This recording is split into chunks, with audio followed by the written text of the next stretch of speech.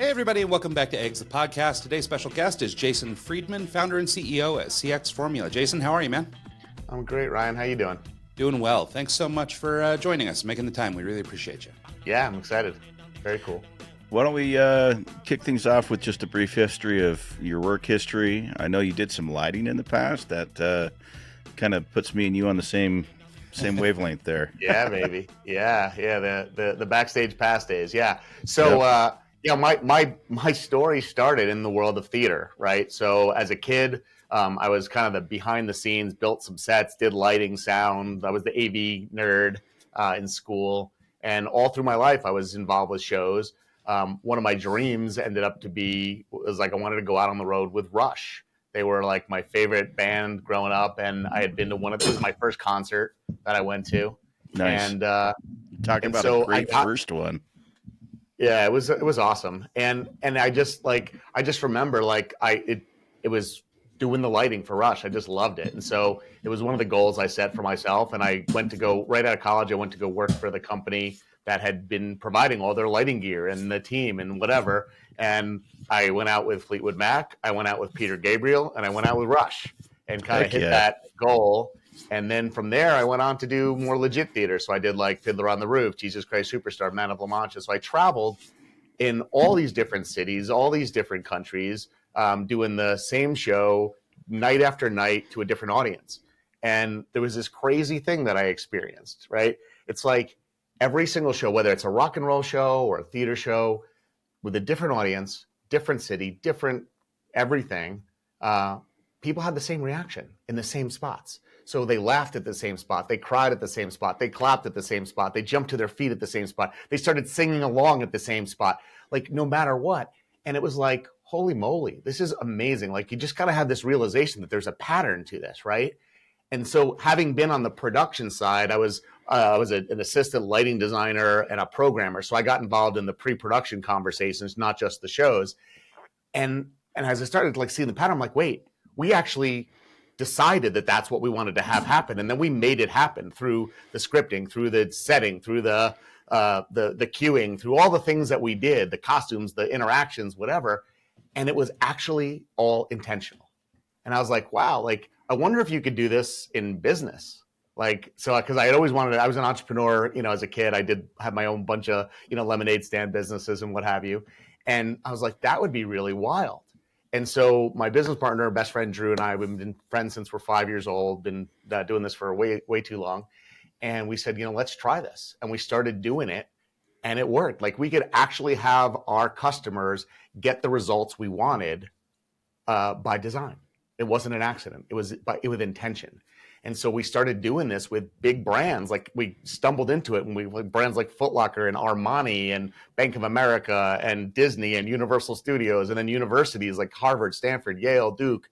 And we were able to help them, whether it was raising money with donors by having the donors learn about the things they're doing and get really engaged and really excited and take out their checks and write $1 million checks, or it was retailers that were trying to sell advanced financial things, like get people to open up a home equity loan because they were afraid, they didn't know what it was, and getting them educated and having them take those steps. We use the same things and the principles that we learned in theater to do it in business, and it created this awesome world. And so like I'm not in theater anymore, but I'm still in theater, if that makes sense. Yeah. Can I love that. Can I ask a technical question? Back in the day, what time frame was this? Like the rock and roll days were like 93, 92, 3, 4-ish. Okay. So what controller were you using for programming? Well, a bunch, right? So the company that I worked for when I was doing the rock and roll was C Factor, and they had their own called, oh my gosh, the light coordinator. The C Factor light coordinator was the name of their in-house console, and then it was the whole Hog and the Hog 2, and then we also had the Avolites console for all the static stuff. There's a picture of the Hog 500 I used to use. Yeah, exactly, baby. You know it. This was our roof that we set up for the Fiesta Bowl. Yep. And this is Ryan at that show. Yeah, as a 19-year-old, so a That's 21-year-old maybe. Yeah. Yeah, I love no, it. it's funny. It's interesting that the insight that you came across, which is this idea that there's sort of this common thread between humans. There's, Mm, we react in certain ways to certain things. There's stimuli you can provide that will invoke a certain type of reaction. Is actually totally. the insight we've had from doing this podcast, over 350 some interviews and stuff like that. Our version of this is that Sure. basically everybody has got some degree of creative juice in them, for lack of a better term, right? And we use Sure. it in different ways. Some people start businesses, other people invent things, whatever it is. Yep. But whatever that is that sort of makes us all, or this inherent creativity in everybody is what ties everyone together. And so Yeah. as we've done our interviews and things like that over the years, I mean, even though we talk to people from a myriad different sources, they, basically the truths they share are universal. So I think it's Yeah. really interesting that you I came love to that. it through that other angle. And, as Mike was sort of indicating, he and I spent a lot of time in the music industry too. Of course, in that era, I was working with much smaller bands than Rush and Fleetwood Mac. But I did still, too. I did too. I just mentioned the big Yeah. ones. but The nonetheless, those were the fun times, right? And I can totally relate to what you're talking about. And Love I think that. more than anything, the thing that really stands out about what you're saying is there's this quote that I think we stole from your website or something, but it's this concept of stopping random acts of marketing. And I Yeah. think it's really important, conceptually, because so many people do just kind of market for market's sake. Mhm. And it seems like what you're talking about is also something we've really landed on in the show, which is intentionality. And, Yes. not just doing something because, hey, everybody's on social media, so we should be on social media too. Rather, it's, we're choosing Twitter or Instagram because that's the right channel for our people. And we want to invoke this kind of reaction. And, it is that thoughtful response. So I think Yeah. that, 100%. what you're saying anyway is ringing very true to me. I love Can, that. Yeah. I love the alignment, and what I found is it is that intentionality is the core of everything. And the thing that's so crazy, like, again, I learned it, this Mr. Miyagi, wax on, wax off, just over the years, not knowing what I was learning. And then one day I could like win the match, right? That's just kind of how it came about. But what's so interesting is you're in theater, you're forced to focus on the audience. yeah. Everything is about the audience. It's like, what are the sight lines? What are the angles? What are they seeing? What happens when we want to do a scene change? How will we make sure that they don't lose their attention and they start talking and go on their cell phone or whatever? So everything is focused on them. In business, we don't always have that intensity and focus on our customers. And we lose sight of that. And a lot of times we get so myopic and look at it through our lens as the company, we forget to flip the script and look at it through the other way as the customer. And so it's so important for all of us, any business that you're in, right?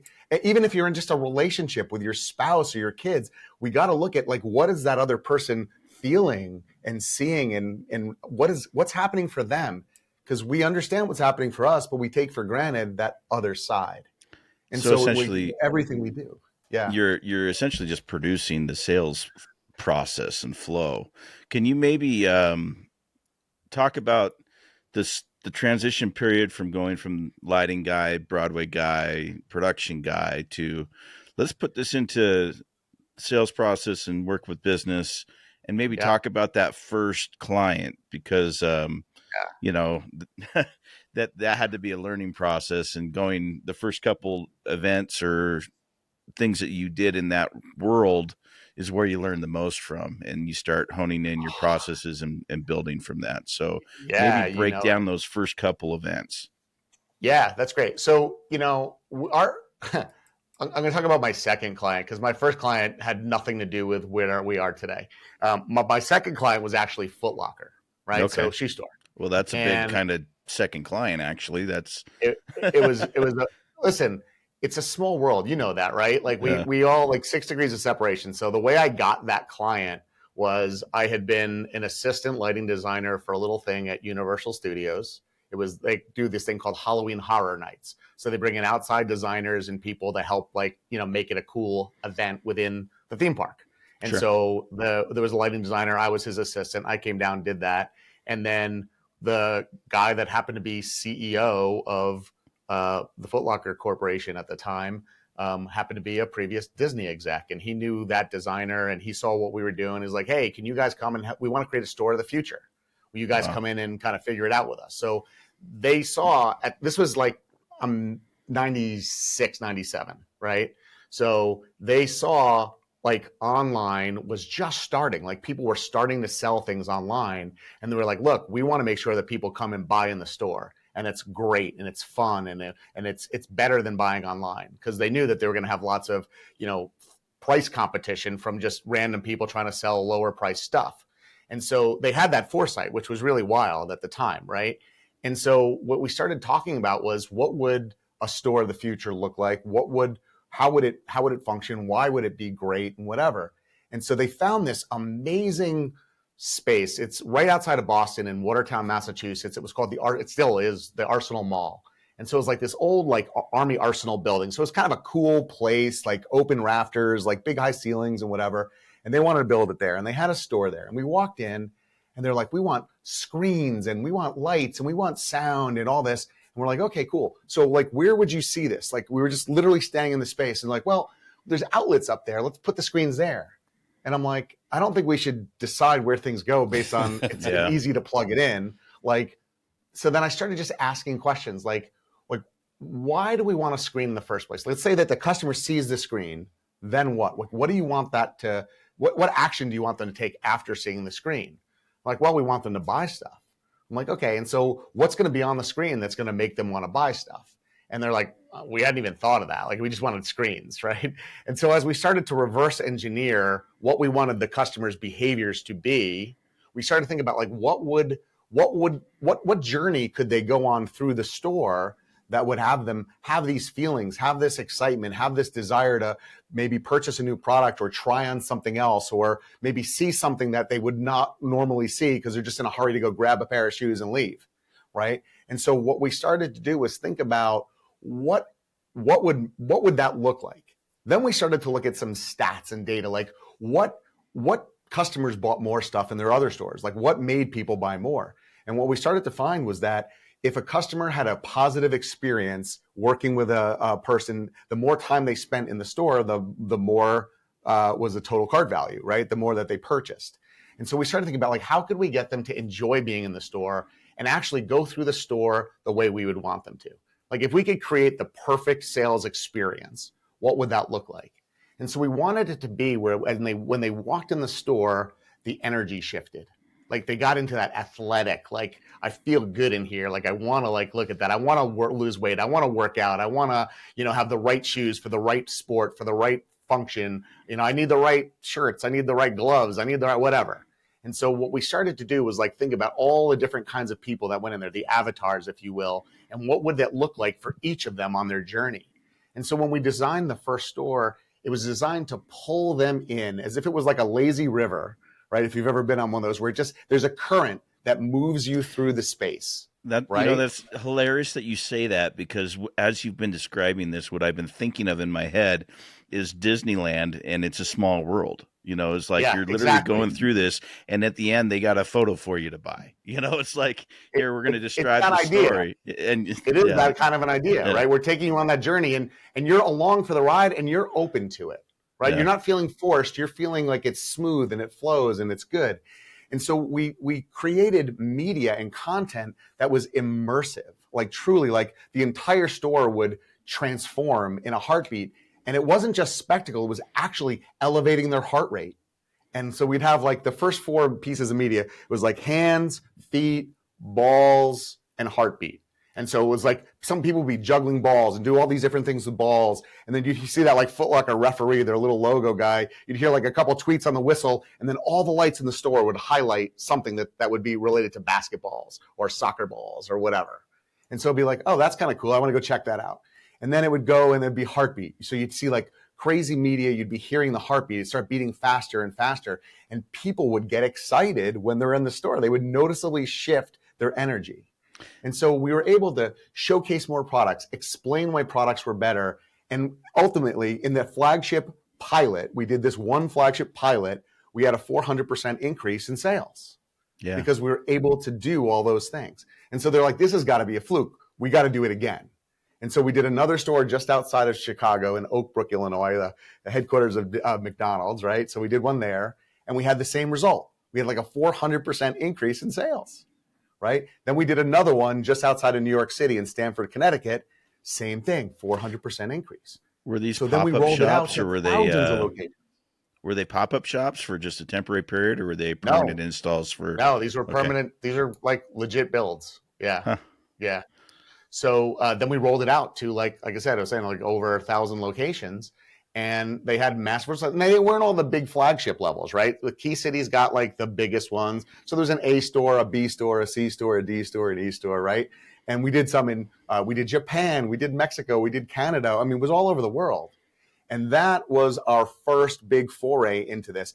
And what we talked about at that point was creating really cool like theatricality. And we ended up, we were more of, we did all this stuff, but we were thinking of ourselves more as a systems integrator, an AV company, than we were thinking of ourselves as an experiential marketing agency in the very beginning, right? We didn't know.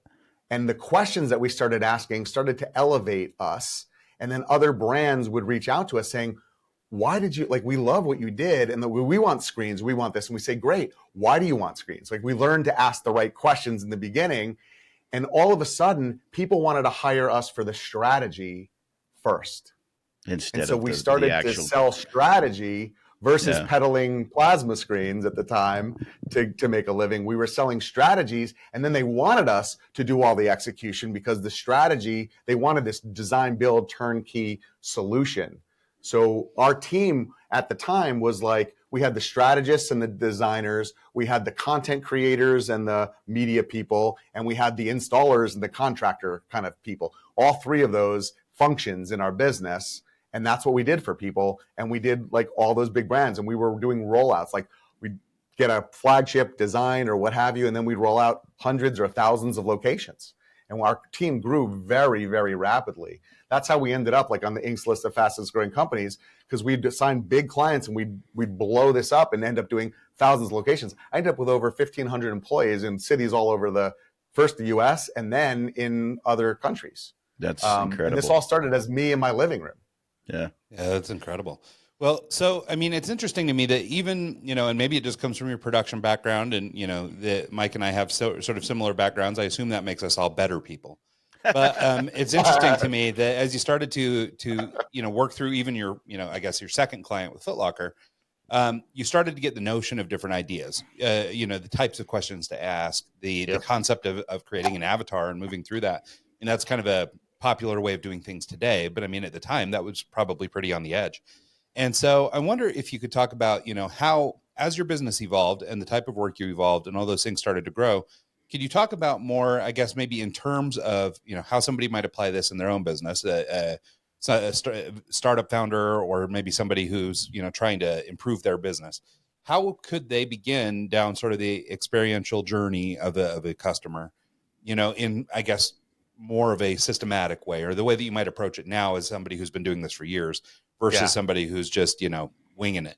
Yeah, totally. So that's what we teach people today, right? Like that's what we do. So we have a formula that we sell, we teach, we coach, we have different ways to sell it. And so I'm going to just kind of share with you the high level of what that is, because that's what we do, right?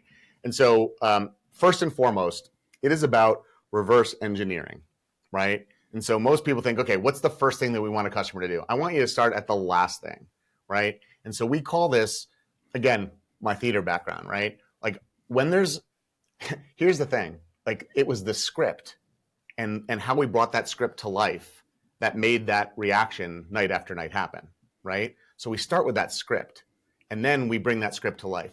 So what I want you to start with, whatever your business is, it's irrelevant. What I want you to start with is you have to really say to yourself, my customer just finished something with me. They finished my course. They listened to a podcast episode. They attended an event. They came to my yoga studio. They, we went to my driving school, whatever it happens to be.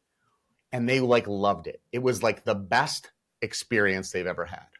What would you want them to say about their entire journey, right? I want you to script that reaction. We call that writing your ideal customer script. And so I want you to think about writing it, not like, hey, I took Ryan's weight loss program and I lost 20 pounds. It was awesome. That's not helpful. I want to be like, you know what? I've been on this journey to lose weight for a really long time. I've tried 10 or 20 diet programs and nothing ever worked. But I ran into this guy, Ryan, and as he was talking, he was saying things that were going on in my head that I couldn't articulate myself. It was powerful. And so I decided to take a chance on his program, and I'm so glad I did. Let me tell you what happened. And then you go through it and you're sharing the journey of what happened, and people relate to that, right?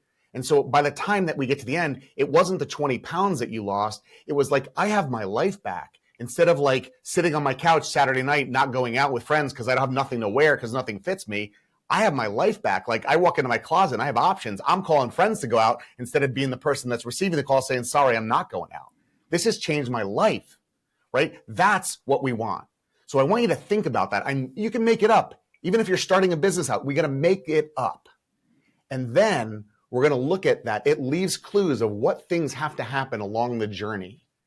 When you do this, you're doing it from the eyes, through the lens of your customer, right? Not from the business. I want you to step inside those shoes. So for many of us, like some of us have built a business of something that we went through ourselves. And now we have the curse of knowledge. We know too much. So I need you to go back in time when you were that customer, or pick one of your ideal customers, or pick a friend that you know that needs this and step into their shoes, right?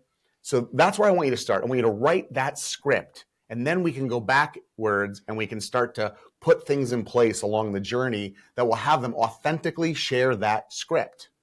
And what ends up happening, so most of our businesses, we got to fill the funnel, right? We got to get more business. I get that. But we spend all of our focus trying to get strangers to say yes, instead of taking the people that did say yes, our customers, and obsessing and focusing on them and helping them get those results. We miss that, most businesses. And that's why I started saying, like in theater, everything's about the audience. Your customers are your audience. Your employees are your audience. Your partners and vendors are your audience. They're different audiences. But if we focus on how to help all of those people be successful, the stories that we get, they're powerful. That becomes the best marketing to fill your funnel that you can, and will bring the right fit clients in. And it's also going to give you a lot more power, because what ends up happening, like we think of like the ideal outcome as, we call it the R4. We want clients who rave about their experience. We want clients who renew their subscriptions or their memberships in your programs. We want them to, purchase more products. So we want them to, want, what else do you have? What else do you offer? Right. So we look for that. And then ultimately we want them to go out and not just refer customers, but recruit customers, like where they're actively going out and saying, dude, you got to go work with Jason. Like he's amazing and it's going to change your life. Like don't question it. Go do it. Right. Ryan's going to help you more than anybody else. And we all have had customers that do that they're like so passionate. And if you have an online business, like affiliate marketing becomes a big thing. When your customers become your affiliates because they had such a transformation, the authenticity that they share the stories with and that they market with, they're powerful. They're more powerful than anything else you can do. So that's why I want you to start by writing that story in a powerful way first. And it's not just the result, it's the journey. I love that. If you think of like a concert, for example, you've got an opening band, you've got another band, you got the headliner. As a production coordinator or lighting guy or someone involved with the show, you're not going to use the same light setup that you're going to use for the headliner. And even when the headliner's playing, you're not going to start with the biggest, craziest scene. You're going to end with it. And so you're literally planning the night, and if you're a DJ, you're doing the same thing. You're starting with, your more chill stuff, and you're kind of building a vibe, and you're going through and you peak, and then you slow it down to close the night out. And so there's always kind of a flow to it. And I love your thought process coming from the production side of thing and putting it into retail and sales and telling the story and getting it out there. I haven't worked with, giant clients like Foot Locker to the scale of building the whole store out, but I have worked with Macy's. And one of the things that we used to do back in the day is I would come in and I would set up a sound system, some basic lights, and they would do product demos for like cooking. And they'd bring a chef in, and we'd mic up the chef, and I'd play some music beforehand, and then he would actually cook a meal in front of the people that came to watch him cook. And then he would use the actual products that they are selling. So For he sure. would walk over and open a new package with a knife in it and use it right in front of him. Oh, this is great. And then they would get to taste this meal that was made before their eyes, and they could see that, they could do this. And now, hey, why Yes. don't I go buy that same product? Why don't I go do Yes. this? And it's kind of the same kind of thing, storytelling at a smaller scale than, creating the whole production of going through the store, but Sure. actually seeing someone use the product and then tasting that meal is, equivalent to the same thing. You're telling a story in the process, and 100%. you're building that story. So I Yeah, I love love that. that. And yeah, me too. And so I love that. That's a great example. Macy's happened to be a client that we worked with as well. And so one of the things we did for them as a similar example is we would go into the swimsuit section, right? And we would change the lighting. So we'd have brighter lighting there and we'd lower the lighting elsewhere. So it felt warmer. It looked warmer. Natural draw right? into Natural it. Yeah. draw in. And then it was all track lighting, right? And so we actually created a scent diffuser that looked like a track head, just like the other lights, but it would spray the scent or like blow this scent over these, like, they were like polymer beads that had the scent impregnated in them. And it would just be a little fan but it smelled like Hawaiian tropics suntan lotion. And so when you're in that area, you just felt like you were at the beach. We had some like wave sounds and whatever. And swimsuit sales went up because people felt like, oh, it's the season now. Right? Subliminal messaging. I love it. How do we do that, right? And it is about using as many of the senses as we can. In theater, we do that. That's why we like the costumes matter, the lighting, the sound, the props, all of those things. It all matters. It helps to tell the story, right? Yeah. And that's what we're all doing, right? And if we're smart, we're the guides and our customers are the heroes in our journey, and we're helping them write their success story. And if we're part of that as their guide, they're going to pay homage. They're going to share that. They're going to tell other people. And like, people talk about two opposite ends of the spectrum, when something sucks and when it's awesome. The middle doesn't matter, right? And so like, we have an opportunity, all of us in our businesses and our personal lives, we have an opportunity to give people things to talk about, right? But it's going to be this end or this end. So you got to choose. And what I see as the biggest mistake, so I'm going to just throw out like a caveat, people try and there's this thing we call the curse of over delivery. They think like, oh, like lower expectations and over deliver. What over delivery in a chronic sense, when you're always trying to over deliver, it overwhelms, right? We can win and lose customers in a micro moment. So what we have to do, once we really understand what's going on in our customers, who those avatars are, I'll come back to that in a second, then we can find key moments where over delivery will be well received, where they'll really appreciate it and feel the gratitude, and it will help them move forward in a bigger way to get bigger results. But if everything's over delivery, there's no context for over delivery. It becomes expectation. And then it's just normal. It's no more. So all you're doing is making it more work for the company, more expense for the company, overwhelm for the person, and they're not even appreciating it. Well, and I think this goes back to your earlier point about, intentionality, right? I mean, the reason people over deliver, right, is because they're trying to win repeat business or they're really trying to impress people. But the times that it works the best, at least, in my own experience as a consumer, are the times when it's totally unexpected and it's just somebody kind of hooking you up. They're just doing the thing to help you, and it's not built into the formula. It's not something their boss encouraged them to do, but it's just, a human on human, emotional connection where they see you need a little something and they're helping you out. Or, Absolutely. you know what, let me go back and see, there might be one back there, or let me do whatever, but it's something above and beyond the expectation. And I think that that's a really good point, because we do, especially in today's society. I mean, I think just kind of with the advent of technology and all the sorts of, things that are going on in modern marketing, it's really easy to be overwhelmed anyway. Like, there's so much noise, there's so much everything. And some manic customer service representative that's going out of control to over deliver, it just kind of adds to that noise, right? It feels unauthentic. It doesn't feel realistic. And it feels like, this is something that is part of this process. And I just know every time I come to store X that they're always going to do this weird thing.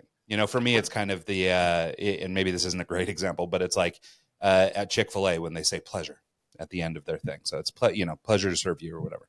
And for me, it's a little much, right? I would rather have something that, because when they all say pleasure, it doesn't mean anything. Pleasure is just pleasure, pleasure, pleasure. Everybody says pleasure, and it sounds a little bit creepy. One of the biggest But if somebody, gives you a good, authentic, hey, thanks for coming by. It was awesome to have you today, whatever, like that would be so out of place in a sea full of pleasures that you would be like kind of taken aback by it, I think. And so I Yeah, think there's totally. room to do stuff that's a little off script. And I think it could be maybe even more impactful. As a love consumer as well, one of the biggest turnoffs for me is when it clicks that I'm being sold to. When it's you're having a conversation and it turns into a sales pitch, or it's forced, and it's not like your subtle lighting and scent kind of thing. Like the subliminal kind of things, I think, go a lot further for me than the guy trying to sell me a condo on a vacation. It's like the forced portion of it, or the commercial that it really ticks me off when I'm watching something and I don't realize it's a commercial, and then I realize I sat through a commercial, because I just hate commercials. You know what I mean? But Totally. To Ryan's point, yeah. Well, and what's interesting about that, just using the example of your infusing scent into the area, right? I think, if I was really going to play devil's advocate, I imagine there are people who might be like, oh, well, they're just trying to trick me, whatever. And those are the cynics of the world. And those are the people we can't plan for. Sure. But I think what it does, which is maybe the more important part, or maybe the piece to call out in this, is it brings back a memory from your youth. It connects you to a memory of being on the beach. It does a thing. And so whatever it does, I mean, you call it subliminal marketing, call it whatever you want to call it, but what it is doing is triggering something real in a person, where it's an emotional connection. And I think a lot of times, and again, maybe just in our sort of hyper, consumer world that we live in, people lose sight of their connection with the things that they buy. And sometimes it's really easy just to hit buy and you just don't even think about it. Like, I don't really think a lot about the connection I have between the thing I bought on Amazon or whatever. Like, I'm not really that invested in it. But for in-person stuff, especially, and some online experiences, I think that emotional touch, like, is the whole difference, right? I mean, it is, I feel good about the decision because of, some other thing that's totally outside of the company's control. But, they had the wherewithal to make a connection with me on an emotional level. And so I'm choosing, there's that old saying that you do business with people like and trust. 100%. And so, and it's kind of like that on a consumer level, right? I mean, you buy the products that or you have an affinity for a brand, or that you trust, and that they have served you well, or you believe they will. And so I think that insight, more than just sort of subliminal marketing or whatever, I think that the insight of making an emotional connection with your customers or prospective customers, might be the most valuable thing you can do. And I think that's kind of what you're saying with evoking these responses from folks. 100%. Yeah, I have 3 things to share. So that were triggered by this last conversation, which I love so much. This has been so much fun, guys. I'm so glad that we're doing this. So first of all, there's a great quote that's like, it's either good design or great design is the absence of distraction. Yeah. Right. And I think as we look at our businesses, as we look at the things we design, market, our websites, whatever, we have to be focused, right? Like, we don't want to distract people. And I think when you over deliver all the time, whatever, we're distracting people. Right. So I think there's just a great quote. I don't know who said it. It wasn't me. I just think it's a powerful quote. The second thing I want to share is, along the lines of what you're saying, right? So this intentionality is important. I don't think any of this as subliminal. I think what you said is absolutely true. The number one thing that we focus on is how our customers are feeling, right? And so in our formula, right, we call it the kinetic customer formula. There's 4 key variables. There's attitudes, there's behaviors, there's friction, and there's momentum, right? And so attitudes are what people are thinking and expecting, right? Behaviors are what they're doing. Friction is what's stopping them, and momentum is what's moving them forward, right? And so those are the key variables. But what changes all of these things is how they're feeling, right? If something feels hard, or something feels difficult, or something feels good, or feels easy, it helps get people results. And as we define what is a client's experience, a client's experience is how your customer feels after interacting with your brand. It's their perception, right? It may not be always reality. Because remember, someone's journey, we can't control what happened before they got to our website. They could have had the worst day ever. We don't know what happened. Then they got to our website, they saw our ad, something happened, or they stepped into our retail store. They're coming in with that baggage.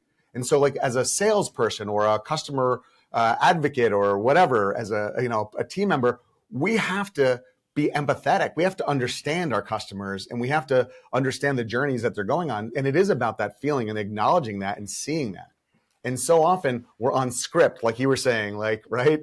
When we're just saying the words, but we're not looking at the reaction. So I think what you said is so beautiful. It's like we have to give permission to people to go off script, right? Yeah. But the context of the show and the theme, so our mission, our vision, our values of our businesses inform what's safe to do off script and allow them to be the individuals that people get to know, like, and trust, but they're part of the brand story. They do it within those. So like, I hear people all the time, especially small business owners, mission, vision, values for big companies. It's not. It's just not. Like, you need that to guide the direction of your business. The way I help people scale businesses is by having clarity in all of these things, right? Clarity allows your team to thrive. It allows your customers to thrive. And we've been talking a lot about expectations, right? Like, if we don't set expectations for our team and for our customers, guess what? They have them anyway.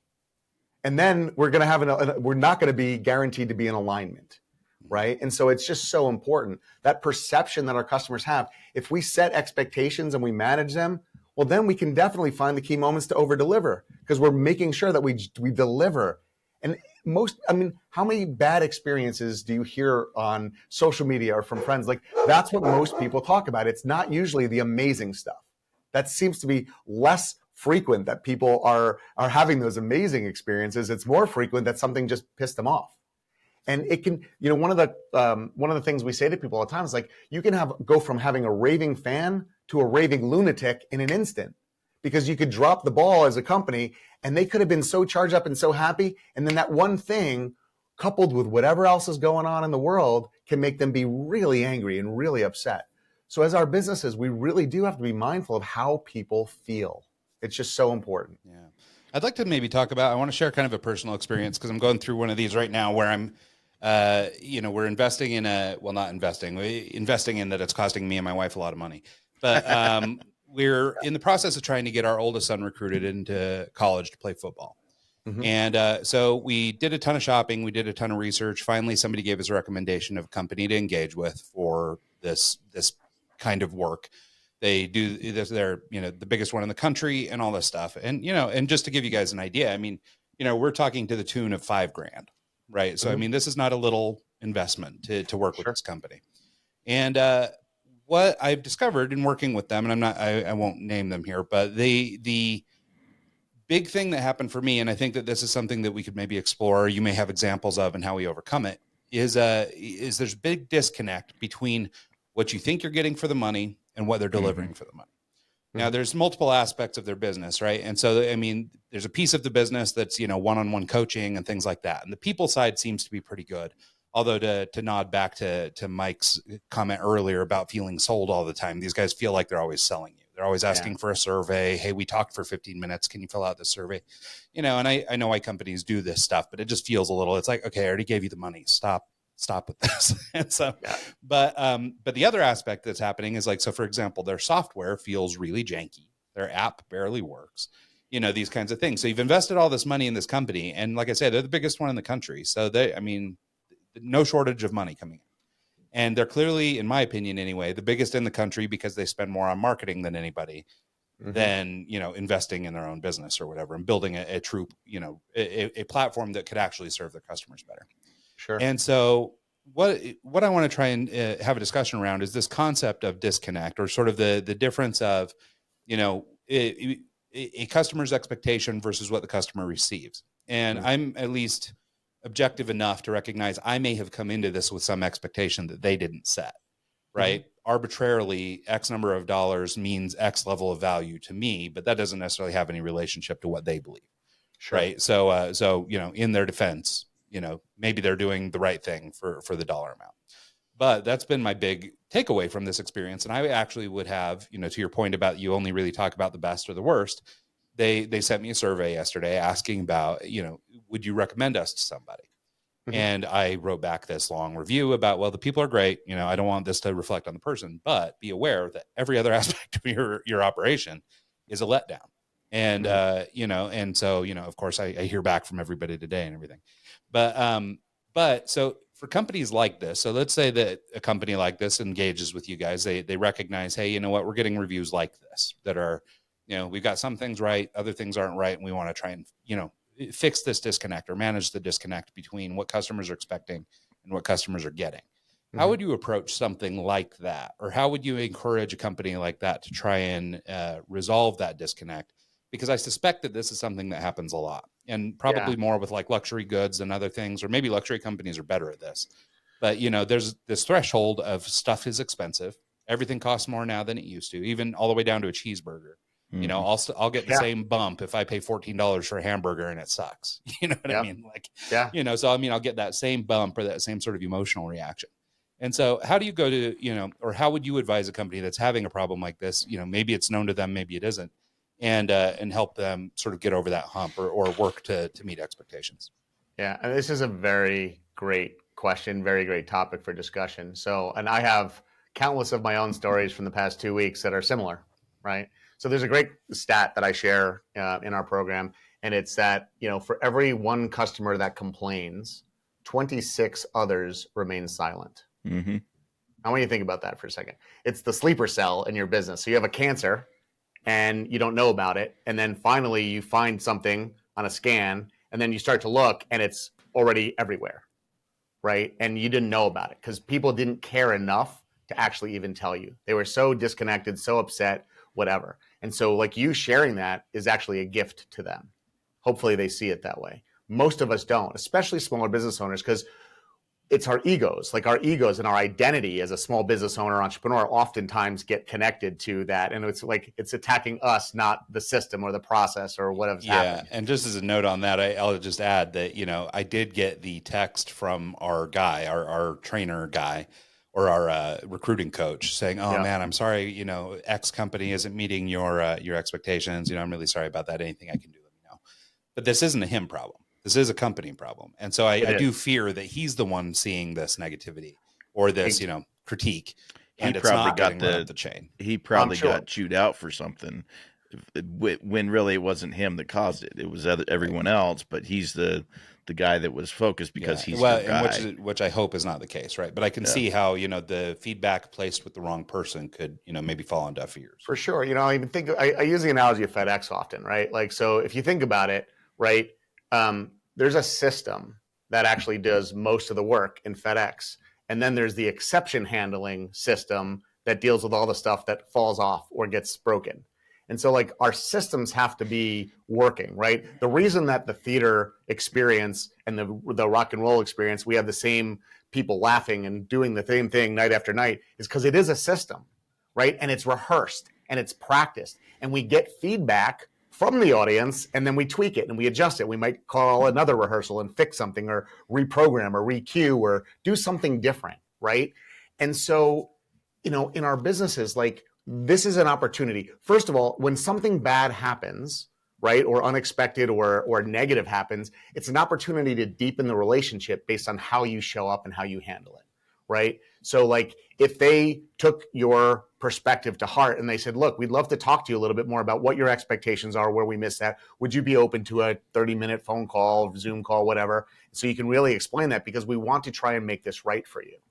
And so that call, you could be sharing that and they could reset your expectations, say, we're sorry, we actually have to fix some of our messaging in the beginning because that's actually not what we do at this price point. You might be like, oh, okay, I understand that. So how can I get that done? They may have a solution. They may be able to do something for you. We don't know. It also may be, like there's this whole part of, the thing that you didn't know about or, who knows? Like, but having that conversation, at least it gives you an opportunity to explore that and expand that. And for them, like if one customer has this problem, I guarantee you more do. It almost always is not a one, especially with a larger company, like you're saying. There's almost no chance that it's just you. Well, and it's interesting, like with this audience of people too, right? Because you have your selection of sort of, I don't know, probably above middle class, relatively well-to-do families that are putting money into their kids to try and get them into college.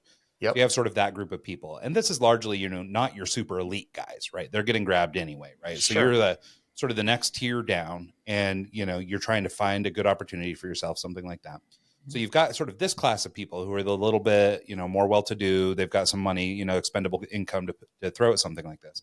But on the other end of that, and just from, different communities, my kid has played football and I have a little bit of experience in this.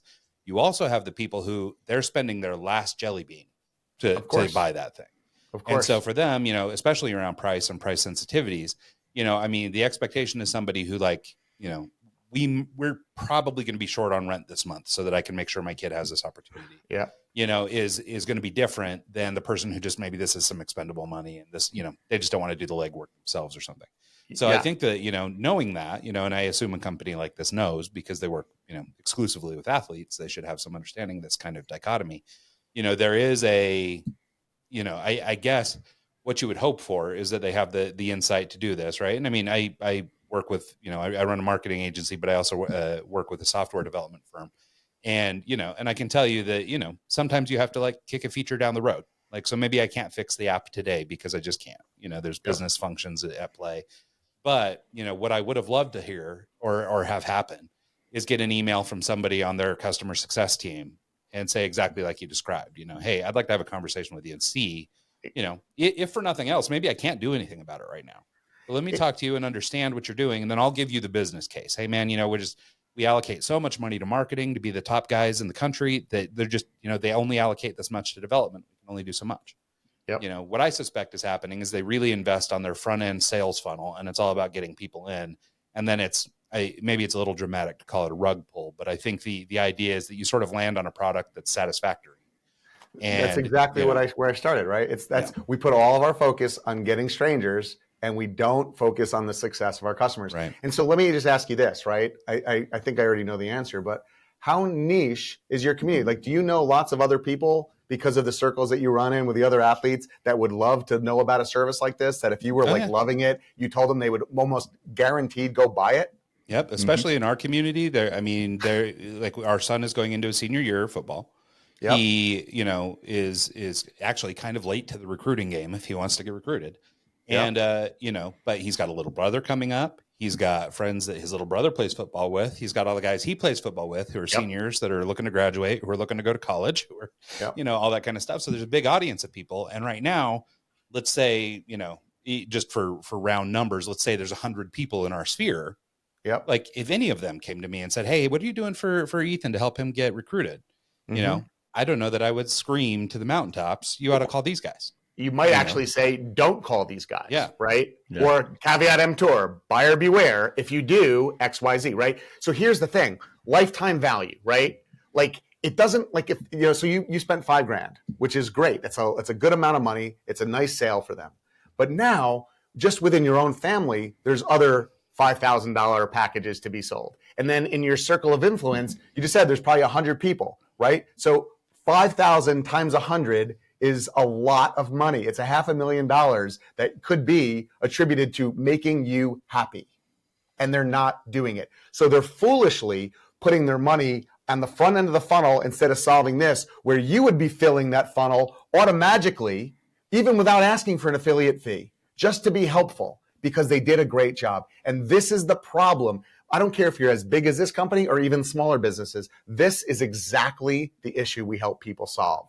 And then some, right? Because if you want to scale your business, this part after the sale has to be functioning. Because at some point, you can keep trying to outspend the competition and pour all the dollars that you have in there, but people are not going to be happy with the bait and switch, and they're going to rise up at some point, and there's going to be so much negativity or so many people not getting results that it's not going to be viable to continue anymore. Well, and it's interesting too, just because of the way that college sports have changed, even just in the last couple of years and continue to change. The model used to be, maybe you would have started with a company like this a little earlier than we did. We might be a little late to the game, but basically they get you recruited, you're off to college, we're done. You've paid for, this membership or whatever, but really you're done by the time, the kid signs a deal with college.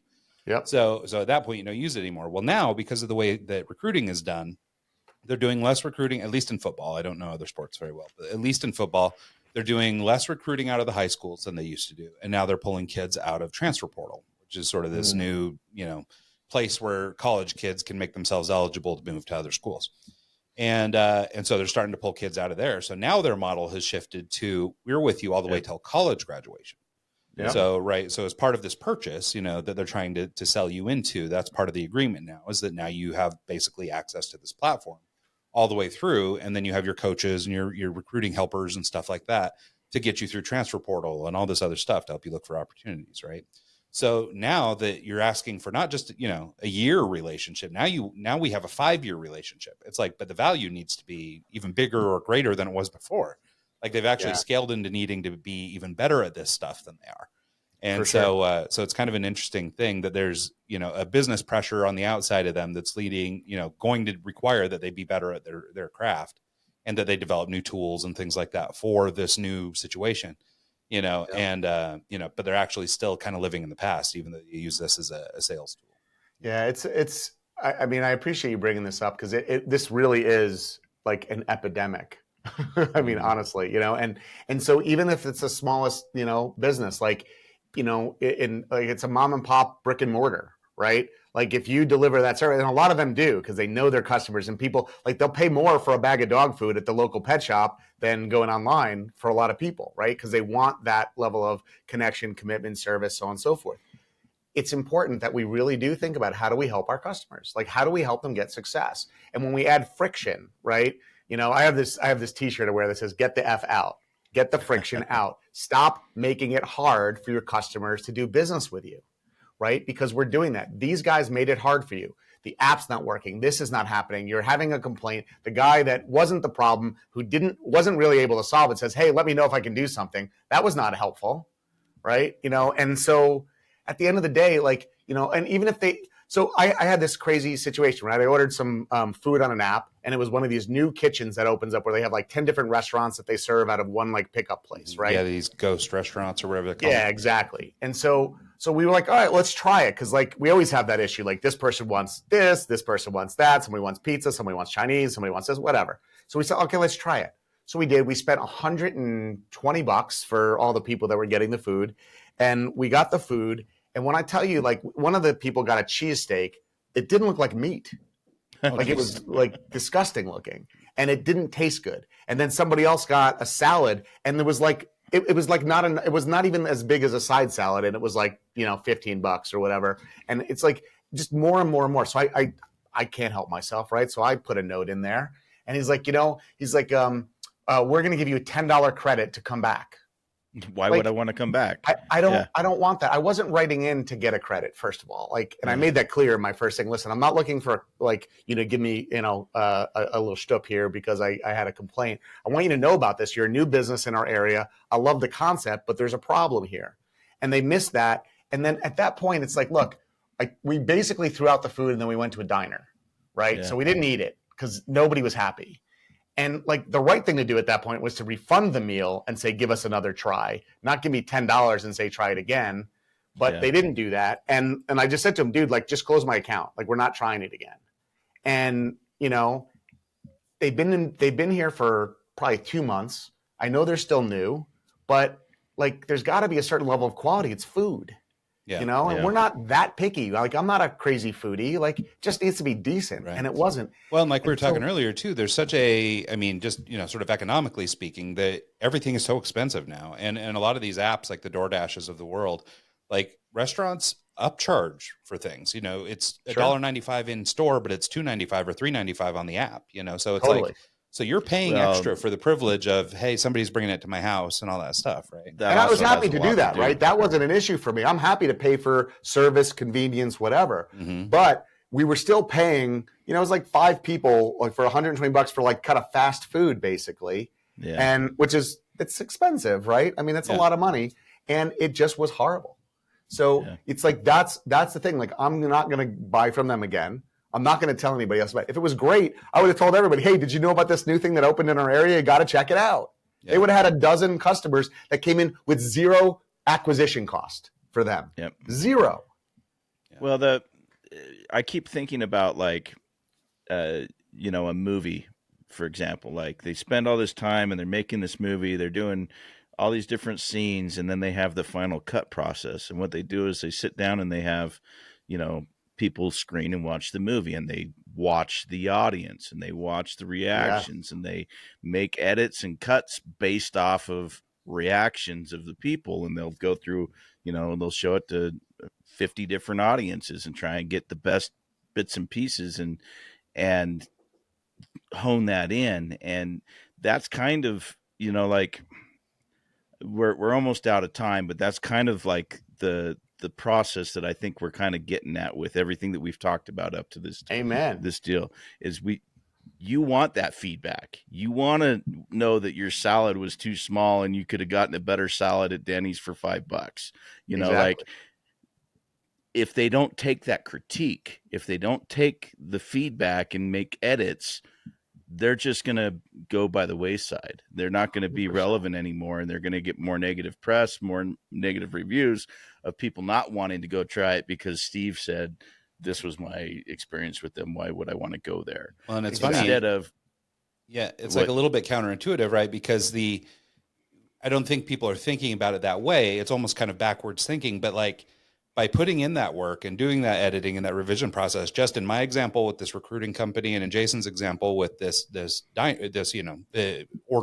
order system, with just those two things. I mean, if the whole premise here around customer experience is scaling your business, if I give you 100 new customers, I'm scaling your business. Like that's the whole thing. For free. Like some guy you don't even know is scaling your company. And it's like, so, I mean, if that's really what you're trying to do is grow your business and scale your company, I mean, what a great way. What a deal when you can just do the right thing by somebody and they're going to grow your company for you. You don't even have to do anything else. That's exactly it. I love that. I love Mike. I love what you were saying too. That's why in theater, they do previews and they review it. And we practice, we rehearse, we have, so yeah, it's so important. And it's more important today than ever before, and so I've been saying that for 30 years. And it's more true today than it's ever been before. And so just love on your customers, focus on what's happening for them, step in their shoes, shop your own experience and look and see how do I make it easier for someone to get the result they want? And when you do that, it's even more fun. Your team's going to grow tighter and have more fun. You're going to attract better fit employees that want to work for you. Their customers are going to tell everybody else. They're going to keep referring you. They're going to remember the experience they had because people forget what you said. They forget what you did. They remember how you made them feel. Maya Angelou, great quote. You want to make sure that you're focusing on that. Yeah, I love that. Well, here we are getting to the end of the show then. So maybe here in these last couple minutes, Jason, do you just want to take a minute, let people know where they can learn a little bit more about sort of the CX formula process and the coursework that you guys do? Also, maybe how people might get in touch with you if they're so inclined. Yeah, absolutely. Thanks, guys. So yeah, we have, my website, cxformula.com. Feel free to go check us out there. But I have a special gift that you can't find on my website just for your audience. So guys, this is a short PDF, take you less than 10 minutes to go through, but it's going to give you a concept, a strategy, and a tactical execution of it that will change the way you think about your business and your customers. I'm not going to tell you what it is. You got to go download it, but it's at gift.cxformula.com/eggs. And like I said, it's 10 minutes of your life that I promise will be worth it. And if you download it, actually look at it. Don't let it be one of those things. I download stuff and it just sits in my download file. Look at it. It's going to change stuff for you. And if you don't mind, let me know if you use it, how it worked for you. Love to hear about that. My email will be on that when you get it, but it's jason@cxformula.com. And our programs are available. We got a lot of great stuff that can help you scale your businesses and solve some of these problems. Guys, this has been a true pleasure being with you. You create a great experience for a guest on your podcast, so I appreciate that. The conversation was really awesome. Thank you so much. Yeah, we really appreciate this. And if you ever want to pitch these guys, you just let me know, and we'll put a little collab together and pitch this. Yeah, we should, man. We should help them. My son's going to need this. So my son is into football. He's going into high school right now. He's working. He had Chris Snee from the Giants was his coach in the grade school stuff. They're really a great team, and he's all in. Now we're getting him a professional coach that's working with him, and he wants to go all the way. This, I would be asking you for how do I contact them right now? Because you already said we should have done it earlier, right? So I would be on the phone with them this afternoon. I don't even know who they are right now. Yeah, no, we'll have to circle back. So maybe we can save their business and get some credits. Let's do it. We can get a deal that'll hook us up. My son, though, would be wildly jealous of your boy because our son's high school coach had a really brief stint with the Giants. His name's Daniel Coates. He played for the Bengals and the Broncos and all these guys, but he did a really short stint with the Giants. And my son is like the world's biggest Giants fan. So that was a really big deal for him. But poor Daniel got cut the year they won the Super Bowl. so it was a real bummer for him. But so he would love to hear that your son was coached by a former Giant. That's a big deal. That's awesome. So anyway, but yes. So seriously, you want to pitch these guys? Let's collab. Yeah. So let's in the meantime, thanks so much for doing the show. We really appreciate having you. Yeah. Thank you. Absolutely, and thanks so much to everybody who tunes in the show this week and every week. We'll see you guys next time.